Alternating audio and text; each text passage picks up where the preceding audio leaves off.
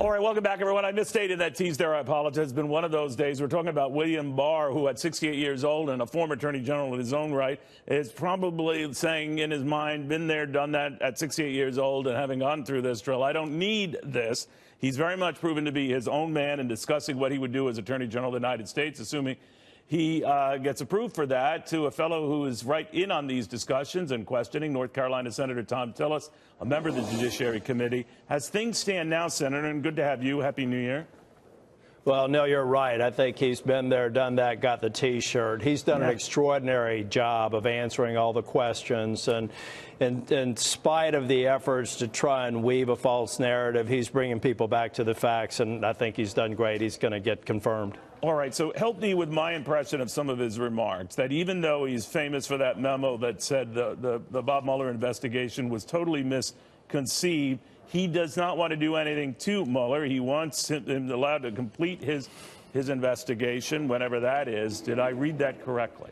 Well, you did, and he was talking about a very narrow interpretation. He wasn't talking about the special counsel investigation writ large. He was, and he also said repeatedly that he believes that Mueller needs to finish the investigation unimpeded, that it would be a bad idea, and the one time that a special counsel did get removed, it didn't work out too well. So I think these are all answers that perhaps my colleagues on the other side of the aisle didn't expect, but he's been straight up and done a great job. So is it your impression, Senator, that if President Trump were to ever tell him, I want you to fire Mueller, that's what some of the cynical views of some of your Democratic colleagues is, even though the president's never indicated that, that he would not do that? Oh, I think he made it very clear that even he would take a look at any for-cause arguments and think it through. So there's no doubt in my mind that he wants to protect the integrity of this investigation. He wants it completed. He wants to report as much of it to the American people as possible within the law. But there's no question in my mind he's not going to stand in the way of this investigation. He wants it promptly completed and the American people fully informed. How much of the investigation do you think he would release to the public? I think he's going to release as much as he possibly can. And what he can't release to the public, he may release to Congress within the rules. But he's made it very clear. It's not like he's going to go in and push the envelope. If the law calls for the disclosure of the information, he's going to disclose it, and I think that's very good. Your sense of where this goes, though, he very much is, to your point, Senator, his own man, indicating that he agreed in retrospect to then Attorney General Jeff Sessions recusing himself in this investigation, but he does not seem to be in that position or need to be in that position now. What did you make of that? Well, I think he's right. And I think the people that are conjuring up the position that he took in this memo as somehow a basis for recusal, I completely disagree. And you have to be almost dishonest, at least disingenuous, to suggest that he should. He did a great job of explaining that. I dedicated almost half of my time allocation to let him line it out because some of the people on the other side of the aisle wanted to cut him short. But he had an opportunity to explain exactly what he was after in penning the memo. He only did it himself. He shared it with a bunch of other people within the Department of Justice. And I think if people go back and read it objectively, they'll see there's no basis for recusal. And he's probably one of the best stewards to make sure that the investigation comes to a successful completion. Do you think, Senator, that his views on the presidency and the power of the presidency, many see that he has a very powerful view of the chief executive, and that this expansive view of the president's power, or the latitude that is given a president, is something that Democrats who are worried about it should be worried about? I don't think so. I think that, well, first off, he is a part of the administrative branch. He has that unique role as will have that unique role as Attorney General of having to be at arm's distance but also be an advisor. But he's a part of the executive branch, and just like our branch is constantly looking for ways for us to assert our authority, he's a part of the executive branch, and I respect his opinion or motivation to do that. But I don't think in any way I read anything that he's saying that is unduly trying to protect this president. The president has to stand on his merits. And I think that he's also trying to protect the Department of Justice and the reputation of the Department of Justice.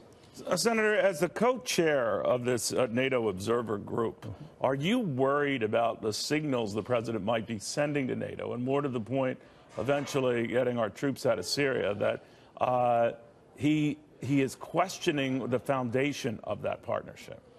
Well, I think like everything the president's done, he's always trying to modernize concepts. He tried to modernize NAFTA. He's looking and rightfully requesting NATO allies paying their fair share, modernizing, committing to our mutual defense. I do believe, though, it's very important to send the message that the NATO alliance is a strong, enduring alliance. It's very, very important for world security. I also believe that there is a way to get out of Syria, and it's not based on a timeline. We do not want to repeat the mistake of President Obama in Iraq in creating a vacuum. It has to be based on specific conditions.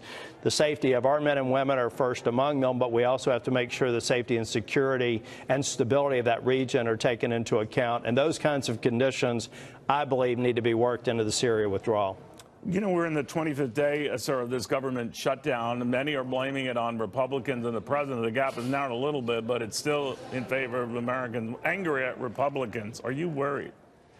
I'm not right now. I think that what we have here is an impasse that needs to be solved largely between the president, Speaker Pelosi, and Chuck Schumer. When President asked Speaker Pelosi, if I were to fund the government, will you get into a meaningful discussion with border security priorities? She said no. That's a failure of leadership on Speaker Pelosi's part. They need to come to the table, and the Senate members, Republicans and Democrats, are prepared to work together. But we have to know that we have an honest broker, negotiator on the other side of Capitol Hill before we can move forward. Do you worry, though, that what's happening here means that a lot of other things that you do want to see get done are not going to get done, and this could be a preview to coming attractions and a shutdown that could last, some have been telling me, Senator, into the weeks or months? Well, Neil, I am worried about that. There are so many things that we can continue to work on together. I'm very concerned right now that we're doing virtually nothing and not moving forward on measures that I know we have bipartisan agreement, whether it's the opioid epidemic, whether it's serious progress on border security that go beyond just the wall component, funding our military, making sure that we're getting ready for the next round of the National Defense Authorization Act. All of these kinds of things are very important, largely bipartisan measures, progress we can make on veterans. So we do need to get past it. And I'm one of these members that's willing to settle for something less than perfect to make progress. But I do believe the president is right to say that a part of this impasse only gets broken up once we figure out a viable strategy for securing the border. Or he declares an emergency. Do you think he should? Right. Well, I hate the idea of an emergency because I always worry about that abuse with future presidents. The president is right to say the billions of doses of drugs that are coming across the border every year and the tens of thousands of people that are dying of overdoses is a crisis. He's also right to say that weapons, human trafficking, there's a humanitarian crisis, there's a health crisis. There's a number of things that you could potentially use to justify it. I hope he doesn't go that far. Let's get Congress, Speaker Pelosi, solve the problem. Senator Tillis, always a pleasure, sir. Thank you for taking the time. You too, Neil. All right, Senator Thom Tillis.